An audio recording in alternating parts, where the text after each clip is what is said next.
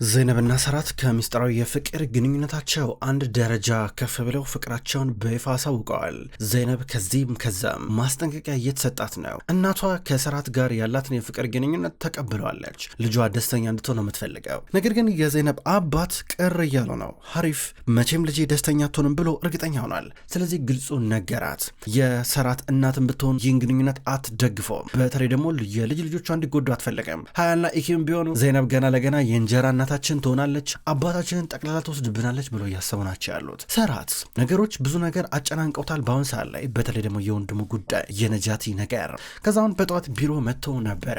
በድንገት ጃንን አስጠርቶታል። ጃን ድንገት መጣ። ወንድሜ መጣሁኝ እያሉ ነበረ። እኔ ምለ እማዬ ደውላ ነበረ እና በጥያቄ ያጣደፈችኝ። እንዴት ነው አንተ አውቀህ እኔ ላቅ ያልቻልኩት እንዴት ነው ያልነገርከኝ ምናምን ነገር አለችኝ። እንዴ የምር ወንድሜ ግን አንተና ዘይነብ አደረጋችሁት እንደ ያለን ነገር አለው። አብራችሁ ናችሁ ወይ ብሎ ጠየቀ። አባ ሲለው ነበረ። በእውነት ደስ ብሎኛል ወንድሜ፣ እንኳን ደስ አለ ኮንግራ ደስ ብሎኛል ይለዋል። ሁለቱም ተቃቅፋሉ። አንተ ነበር እኮ መጀመሪያ እኮ ይህን ዜና የሰማው አለው እኮ። እማዬም ብሰማ ኖሮ ምን እንዳለች በአንዴ ነበር የተናደደችው። እኔ ማወቅ ነበረብኝ ብላ እያወቅ አልነገርከኝም በጣም ትገርማለህ ምናምን ነገር አለች። በእውነት በጥያቄዎቿ በጣም ነበር ያስደነገጠችኝ አለ። ወንድሜ ይቅርታ እንግዲህ የሚስጥር ተባባሪ ስላረኩ ይቅርታ ሲለው ነበር። ኧረ የምን ይቅርታ፣ ስለምን ይቅርታ ነው የምታወራው? እኔ ለራሴ ደስ ብሎኛል በአንተ ስኬት ወንድሜ። ዘይነብ እናንተ ደስተኛ መሆን ይገባቸዋል። ሁለታችሁም እድለኞች ናቸው። በጥሩ ጊዜ ነው የተገናኛችሁት አለው። አሁን እንግዲህ ለመጀመሪያ ጊዜ ከብዙ ዓመታቶች በኋላ በህይወቴ ምርጥ ምለው መልካም ነገር እየተከሰተ ነው ያለው አለው። ልክ ነው ወንድሜ፣ አታስብ ሌላም የሚመጣ የደስታ ምንጭ አለ። ሁለታችሁም ደስተኛ ትሆናላችሁ ከዚህ በላይ እያለው ነበረ። ድንገን ነበረ ረጂብ የሚባለው የሰራት ምክትል የመጣው እዛ ሆቴል ውስጥ የሚሰራ የእሱ መረጃ አቀባይ እንደመጣ። ጥሩ መረጃ አለኝ ሰራት፣ ነጃቲ ታጀር የሚሰራበትን ካምፓኒ አግኝቼዋለሁ። የት ካምፓኒ እንደሚሰራ እዚህ ዝርዝር ላይ አለው። ከዛም ሰራት ዝቅ ብሎ የተሰጠውን አድራሻ ተመለከተ። ቶሎ ኮቱን አደረገና ሊወጣ ነበረ። ጃን በኩል ሰራት እኔ እመጣለሁ እያለው ተከትሎት አብሮት ይወጣል። በሌላ በኩል አሁን በራክ በትቤት ግድያ ምክንያት ለጥያቄ ተፈልጋ ፖሊስ ጣቢያ መታለች። አሁን ምርመራ እየተደረገላን ነው። ወይዘሮ በራክ ባለፈው እኛ ጋር የመጣሽ ጊዜ ባለቤትሽ በተሰወረበት ምሽት ዕለት አንቺ ሆስፒታል እንደነበርሽ እነግረሽን ነበር፣ ትክክል ነው አላት። አሁን ነበርኩኝ ስትል ነበረ።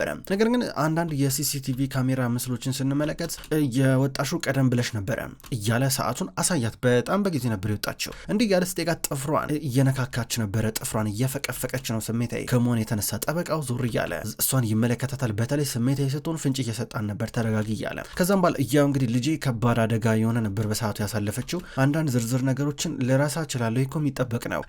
ያው እንግዲህ ለዛ ነው እና ወደ ቤት መሄድን ግን አስታውሳለሁ ስትል ነበረ። እና ወደ ቤት ስትሄጂ ያንቺ ባለቤት ቤት ኮክሳር እዛ ቦታ ነበረ፣ ቤት ውስጥ ነበረ፣ መጥቶ ነበረ ወይም ደግሞ በስልክ አውርተሹ ነበረ ብሎ ጠየቃት። አላወራትም እያለች መለሰች። በቀጣይስ ቀን ብሎ ጠየቃት። ከዛ እሷ ጥፍሯን ስትነካካት ትኩር ብሎ እጇን ሲመለከት ደበቀችው እጇን። በቀጣይ ቀንማ ልጄ ነገረችኝ ቤት በመኪና ገጭቷት እንደነበረ ብላ ነገረችው። ከዛም በኋላ ቤትን ከዛ በኋላ አግኝቼው አላቅም አለችው። ከዛ ፖሊሱ ጥሩ በቃ ለዛሬ በቃ አመሰግናለሁ፣ አስፈላጊ ከሆነ ድጋሚ እንጠራችኋለን አላት። በራክ ከተቀመጠችበት ተነሳች። ከጠበቃዋ ጋር እየወጣች ነበረ።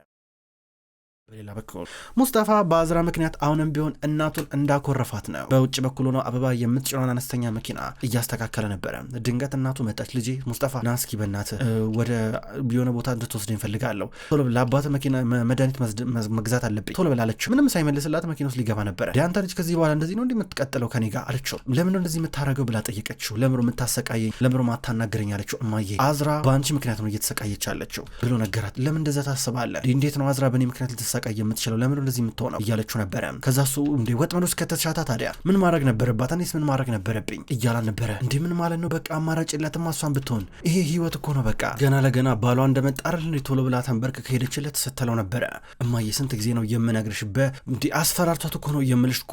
ምንድን ነው ይሄ? ከባድ ነው እንዴ ለመረዳት እያላን ነበረ። ድንገት ዘይነብ መጣች። ወንድሜ ለምሮ ምጮ ምን ተፈጠረ ስትለው ነበረ። እኔ አልጮኩም እያወራሁኝ ነበረ። በነገራችን ላይ እንኳን ደስ አለሽ፣ ከሰራት ጋር ስላለሽ ነገር ሰማን፣ በሩቁም ቢሆን ሰማን። እንኳን ደስ አለሽ። ለማንኛውም ምንም ከሰው ብንሰማም ዋናው መስማታችን ነው እያለ ነበር። መኪና ውስጥ ገባ። ከዛ በኋላ ዘይነብ ወደ ተከተለው ልትሄድ ነበር ወደ እሱ።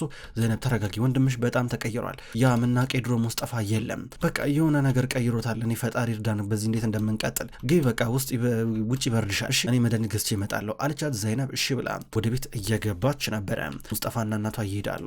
ዘይነብ በሩን አንኳኳች። የከፈተችው በሩን ኢብሩ ናት። መጣሽ አለቻት። ይሬነሽ እያለች በቀጥታ ወደ ውስጥ ገባለች ዘይነብ። ከዛም በኋላ እየወጣኝ ነበር ነበር በጣም ይቅርታ ኢንተርቪው አለብኝ ስትላ ነበር። አረ ስራ አገኘሽ እንዴ? ደስ ይላል በጣም ስትላ ነበር። አዎ ስራ አገኘኝ እንዴት ነው እናንተ የሀብታም ሰዎች አታስተውቂኝም? አንዳንድ ሀብታም ሰዎች እዛ አሪፍ ቲፕ ይሰጣሉ እኮ አለቻት። ኢብሩ ስለምንድን ነው የምታወሪው? ምንም እየገባኝ አይደለም አለቻት። ለማንኛውም ወደ ነበርኩበት ስራ ይመለሳለሁ እሺ፣ የሰርግ ድግስ ልደት ምናምን ነገር ካለ ትጠቁምኛለሽ እሺ፣ ችግር የለም። ያው እንግዲህ እንደትሽ ባትቆጥሪኝ ነገር ግን ቢያንስ በስራ እንኳን አግዥኝ አለቻት። ኢብሩ እባክሽ እንደዚህ አታርጊ እባክሽ፣ አንቺ አይደለሽ እኔ ከመጀመሪያው ጀምሮ ከጃን ጋር አፋቀራለሁ ምንጥስ ምናምን ስትይ ነበር አለቻት። አዎ ብዬ ነበር አዎ፣ ግን በቃ አንቺንም እኔ ደግፌሽ ነበር። ምን ልትይ ነው ምን እኩል ነን ልትይ ነው እንዴ? ከዛ መጨረሻ ላይ ምን ተፈጠረ? አንቺ ከሰራት ጋር ስላለሽ ግንኙነት ስላለው ነገር በሙሉ ከኔ ቀድማ ያወቀችው ማን ናት? አዝራ ናት ቀድማ ያወቀችው። የአዝራ ለምንድነው ከኔ ቀድማ ልታውቅ የቻለችው? በማለት እየበለሰች ይችላል ነበረ። እህቴ ተረጋጊ፣ ይኸውልሽ አሁንም ቢሆን የአዝራን ስም እያነሳሽ ነው። አየሻ ራስሽን በተደጋጋሚ ከአዝራ ጋር እያፎካከርሽ ነው፣ እያነጻጸርሽ ነው ያለሽው። ከዚህ በኋላ አዝራ የለም ጃን የለም፣ በቃ ምንም የተፈጠረ ነገር የለም እርሹ ስትላን ነበረ። ኧረ ምንም ነገር ካልተፈጠረ ታዲያ ለምን እነሱ አጠገብ እንዳልደርስ አልደረግሽኝ ስትላን ነበረ። እንደዛ አይደለም እኔ በቃ በቀላሉ እነሱን አልጋበዝኳቸውም። ወይዘሮ ሴቪም ነበረች የጋበዘቻቸው ለምሮ ማሰሚኝ አለቻት። እንዴት ይገርማል ዋው በጣም የሚያሳምን ምክንያት ነው አንቺ የጠቀሽው። ማለቴ እነሱ ሳይጋበዙ እንደፈለጉ መምጣት ይችላሉ፣ እኛ ግን ልንጋበዝም አንችልም። እኔ ወንድሜ ምንም ተጋብዘንም አንመጣም አለቻት። ኢብሩ እባክሽ ምን ነገር አትናገሪ፣ የኔ ቤት በሩ ላንቺ ሁሌም ክፍት ነው ስትላን ነበረ። አይደለም ትናንትና ምሽት ግን የሆነው ነገር ሌላ ነበር። እኔና ወንድሜ እዚህ ተገለን ነበረ እንዳንሄድ አለቻት። ዘይነቡሽ እኔ እንዴት ብዬ እንደማስረዳሽ አላቅም ደካሜን በቃ ትላታለች። ታዩ በቃ ታስረጅኝ ብላ በቀጥታ ዛሬ ሰራችላትን የእጅ ብራስሌት በገመድ ሰጠቻት። ዘይነብ ላንቺ ነበር የሰራሁት ብላ ሰጠቻት። ከዛ ኢብሩ መልካም ቀን ብላት እየወጣች ነበረ። በሌላ በኩል በውጭ ሲታዩ ደስተኛ የሚመስሉት ጂያን እንዲሁም አዝራ አሁን ደግሞ አልትራሳውንድ አዝራ ያረገዘችው ልጅ ለመታየት ወደ ክሊኒክ መጥተዋል። ከዛ በአልትራሳውንድ ምስል በሚታየው በስክሪኑ ላይ ሲታይ ጂያን በደስታ ዘለለ። አዝራም እንደዚሁ ተመልከቱ ይሄ ልብ ምቱ ነው አያችሁት እንግዲህ እንደዚህ ላይ እንደምናየው ሁሉም ነገር ጤናማ ነው ለአሁኑ በጣም አሪፍ ነው ብላ ዶክተሯ ትናገራለች። ከዛ በኋላ ድንገት ነበረ ኑ ፎቶን እዩት ብላ እየሰጠች እያለችው። ከዛም በኋላ ቶሎ ብሎ ጂያን ፎቶን ተቀበለ፣ ማየት ጀመረ፣ ደስ አለው። ከዛ ዶክተሯ በሉ እንግዲህ አሁን አዝራ የሚጠቅምሽን ቫይታሚንና አንዳንድ የሚወሰዱ ነገሮች እሰጥሻለሁ፣ እጽፍልሻለሁ፣ እሱን ገዝተሽ ትጠቀሚያለሽ እያለች ነበረ። ከዛ ጂያን ወደ ዶክተሩ እየተጠጋ ዶክተር ጥያቄ መጠየቅ እችላለሁ አላጠይቀኝ ስትሎ ነበረ። ያው በተፈጥሮ መውለድ ምርጥ አማራጭ ነው አይደለ ብሎ ጠየቃት። አዝራ ተናዳ አየችው። በእርግጥ ይህን ውሳኔ መወሰን የእናንተ ኃላፊነት ነው፣ ብዙ ጊዜ ያላችሁ ለሱ ብላ መለሰችለት። ማለት ያው አዝራ በእርግጠኝነት በተፈጥሮ መንገድ እንደምትወድ ልጄን ተስፋ አደርጋለሁ አይደል እኔ ፍቅር እያላን ነበረ። ዶክተር ያለችውን ነገር ሰምታላ ጂያን ለማሰብ አሁንም ቢሆን ብዙ ጊዜ አለ ስትለው ነበር። ልክ ነሽ አዝራ ልክ ነሽ። በቃ ሌላ ጥያቄ ደግሞ ልጠይቃ። በጣም ዝቅተኛው ኪሎግራም ሰውነት ሴት ልጅ መጨመሪያ ያለባት በእርግዝና ወቅት ምን ያህል ነው ብሎ ጠየቀ። ከዛ ያው እሱ እንኳን ከሰው ይለያያል ለምን ጠየቀኝ አለች ዶክተሯ። ከዛ ጂያን ያው ማለቴ በእርግጥ ውዷ ባለቤቴ ትናደድብኛለች አውቃለሁ፣ ነገር ግን ባለቤቴ ኪሎ መጨመር በጣም ትፈራለች፣ መጨመር አትፈልግም አላስፈላጊ ኪሎ እና በዚህ ምክንያት ተጨንቄያለሁ እና ምናልባት ራሷንም ልጄንም እንዳትጎዳብኝ ፈርቼ ነው ብሎ ተናገረ። ያው ከእያንዳንዱ እናቶች የምንጠብቀው በእርግዝና ወቅት ይጨምራል ብለን የምናስበው ኪሎግራም የሰውነት ክብደት 11 ኪሎግራም ነው። ሌላ ጥያቄ ካላችሁ እያለች 11 እሺ የኔ ፍቅር ሰማሻ፣ የኛ ገደባችን 11 ነው፣ ከዛ ማለፍ የለበትም አላት። ሰምቻለሁ ስትለው ነበረ። ከዛ የምትወስደውን ቫይታሚኖች አንዳንድ ነገሮች እየጻፈችላት ተያይዘው ይወጣሉ። በሌላ በኩል ሰራት በመጨረሻም ነጃቲ ወደሚሰራበት ቦታ መጥተዋል። ከዛም በኋላ እንደመጣ ድንገት የሆነች ሴትን አገኘትና ነጃቲ ታጀር እዚያ ያለ ብሎ ጠየቃት። የለም አለችው። ቢሮን በርግዶ ገባ። ወንድም እዚህ የለም እኮ ነው የምልህ አለችው። ሲጀመር ለም ብዬ ነንችን የማምንሽ አለቃሽን ጥሪው የት ነው ያለው እያላ ነበረ። አለቃሽን ጥሪው ሲላት እንዴ እኔት እንዳለ አላቅም ስትለው ደውይለት እያላ ነበረ። እሺ ማን ነው የሚፈልገው ስትለው ሰራት ታጀር ነኝ አላት። ስልክ ደወለች። የለባቶ ነጃቲ እየሆነ ሰውዬ ሰራት የሚባል ሰውዬ ፊት ለፊት ይቆማል፣ እሷ አንተን ሊያገኘ እየሞከረ ነው እያለችው ነበር። ስልኩን ተቀበላት። ሄሎ በስራ ቦታ መጥቻለሁ፣ ለምን አትመጣም? ፍልፍ ለምን አትጋፈጠኝም? ልትል የምትፈልገው ነገር ካለ ፍልፍ ንገረኝ ሲለው ነበረ። አረ በጣም ቀላል ነገር ነው ሰራት፣ ችግር የለም ፍልፍ እናወራለን፣ ሁሉን ነገር እነግርሃለሁ አለው። እኮና እየጠበቅኩ ነው ሲለው ነበረ። ማለት የምፈልገውን ነገር በል አለው። ሁሉን ነገር ተናገር፣ መንገድ ላይ እኔን ማጥመድ የለብም፣ እኔን ለመግደል መሞከር የለብም አለው። እንዴ ሰራት እኔ እኮ አልነበርኩም የዘረት ያጠመድኩ፣ ቲቤት እኮ ነበረ፣ ቲቤት ነው ያጠመደ፣ አታውቅም እንዴ? ከፈለክ በራክን ጠይቃት፣ እሷ ሁሉን ነገር ታውቃለች ብሎ ነገረው። ተዋሽታል ሰራት፣ ለብዙ ጊዜ እኔ ሁሉን እነግርሃለሁ አለው። ሳገኘ ሁሉን ነገር እነግርሃለሁ ሲለው ሰራት ተናደደ፣ ተበሳጨ። ቶሎ እሱ ወዳለበት ቦታ ሊመጣ ነው። በሌላ በኩል አሁን ነጃቲ እየመጣ ወደ ራሱ ወደ ሰራት ሆቴል ነው፣ ማንም አያውቀውም። ስለዚህ ውስጥ ገብቶ በውጭ በኩል ሆነና እየተስተናገረ ነበረ። ድንገት ፔሪ ነበረች በበሩ በኩል እየወጣች በበረንዳው እዛው የሰራት ሆቴል ውስጥ ፊት ለፊት አየች፣ ደነገጠች። ሰራት ቶሎ ብሎ ነጃቲ ከሚሰራበት ቦታ እየወጣ ጃን ሲከተሉ ነበር። ሰራት ንገረኝ፣ ምንድነው ምን አለ ሲለው ነበረ። የዛለት መጥን መንገድ ላይ ያጠመድኩኝ ያልነበርኩኝም እያለኝ ነበር አለው። እና ማን ነው ሲለው ነበረ። ሰራት ንገረኝ ማን ነው ሲለው ቲቤት ነበር በራክም ታውቃለች እንሂድ እያለው ነበረ። በሌላ በኩል ጂያንና አዝራ በቀጥታ ወደ ቤት መጥተዋል። ከመኪና እኩል እየወረዱ ናቸው። የኔ ፍቅር ነይ እንግባ። አሁን እንግዲህ ቆንጆ የምግብ አማካሪ አገኝልሻለሁ። ይሄ የምግብ አማካሪ የሚልሽን አንድ ባንድ ነገር ትበያለሽ። ይልሽ ስሚ፣ እኔ ኪሎ እንድጨምር ያልፈለገም 11 ኪሎ ግራም ብቻ ተፈቅዶልሻል። እሺ እስከ 11 መጨመር ትችያለሽ እያለ ነበረ። አንተ ምን ያህል መመዘን እንዳለብኝ ምን ያህል ኪሎ መመዘን እንዳለብኝ አንተ እንዴ የምትወስንልኝ አለችው። አይደለም የኔ ፍቅር ማለቴ ያው እንደዚህ ብዙ መጨመር የለብሽም፣ ጣልቃ መግባት አለብኝ። ገባሽ?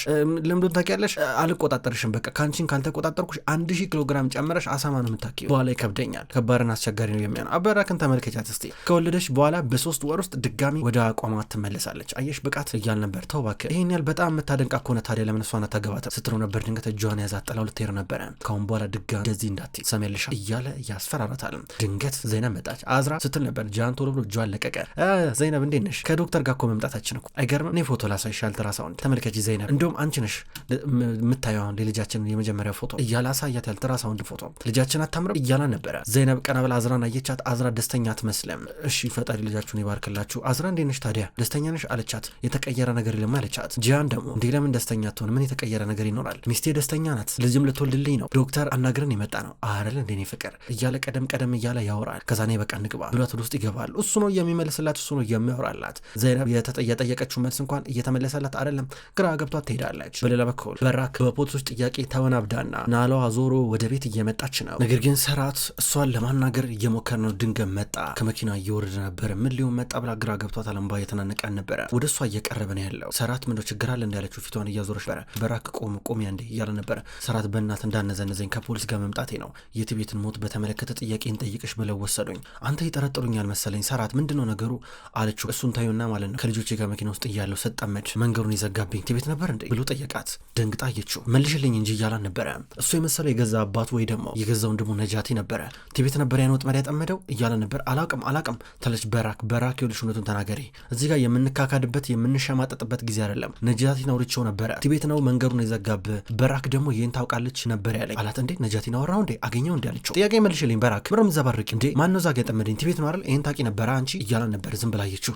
እሱ ነው ገባኝ መንገዴን ዘጋብኝ አንቺ ታውቂ ነበረ። ልጆቻችን አደጋ ላይ ቢወርቁስ ኖሮ አንቺ ምን ነካሽ እንዴ? እነሱንም እኮ ሊገላቸው እኮ ይችል ነበር እኮ አይበሉና የሆነ ነገር ቢፈጠር ኖሮ እኮ እኔም የሆነ ነገር ልሆን እኮ ይችል ነበር እኮ። ምንድን ነው እንደዚህ ነገር መደብቅኝ አላት። እንዴ አላወኩም ነበር እንደዚህ ነገር እንደሚፈጠር እንደዚህ ያደርጋል ብዬ አልገመትኩም ነበር። እውነቴን ነው የምልህ ካላገባሽኝ እያለ ሲያስጨንቀኝ ነበረ። አስጨነቀኝ፣ እኔ እምቢ አልኩት። ነገር ግን እንደዚህ ይህን ያህል የከፋ ነገር ያደርጋል ብዬ አልገመትኩም ነበረ። በቃ ከዛም በኋላ እናንተ እንዳትጎዱ ልጆቼ አንተ እንዳትጎዳ ብዬ ነበር ያገባሁት አለችው። ታዲያ ለምንድን ነው ይሄን ያልነገርሽኝ እያለ ነበረ። ፈርቼ ነው ታዲያ ፈርቼ ነው በቃ ልጆቼ አንተን ብትሆን እንድትጎዱ አልፈልግም፣ ይሄን ፈርቼ ነው አለችው። ወገቡን ያዘው። ወይኔ ፈጣሪ ወይ ቅጥል እኮ ነው የምታደርገኝ በራካ። አንዳንዴ ሌላ ውሸት የለሽም እሺ? ሌላ ምንም የዋሸሽኝ ነገር የለም እያለ ነበር። የለኝም አለችው። አሁንም እየዋሸሽ ነው፣ ፊትሽ ላይ ያስታውቃል። ጥሩ ጎበዝ ይኸውልሽ፣ ነገር ግን ውሸቶችሽ በሙሉ አንድ ቀን ማለት ነው አንድ ቀን ይጋለጣሉ። ከዛም የዛለት ምን እንደምትሆኝ ይሻለው ብሏት ቀጥታ ትቷት ይሄዳል። መኪና ውስጥ ገብቶ እየሄደ ነበረ። ከዛ ወደ ጂያን ደወለና ሄሎ ሰራት እያለው ነበረ። ስማ የዛለት እኔን ያጠመደኝ ትቤት ነበር እንዴ አለው። በምን አወቅ እያለ ይጠይቀው ነበረ። ነጃቲ እንደዚህ ብሎ ነገረኝ፣ ያው የሌላኛው ያባታችን ልጅ ብዬ ነበር ባለፈው ይለዋል። ጃንንም እዛው ስልክ ውስጥ አገናኙት። ለሶስት እያወሩ ነበር አንድ ላይ ሆነው በኢንተርኔት። ምንድነው ይህ ሰውዬ እውነቱን እያወራ ነው ግን እርግጠኛ ነህ ሰራት እያለ ጃን ይጠይቃል። አዎ በራክ ማረጋገጠችልኝ፣ ይሄ ነገር እውነት ነው ይላል።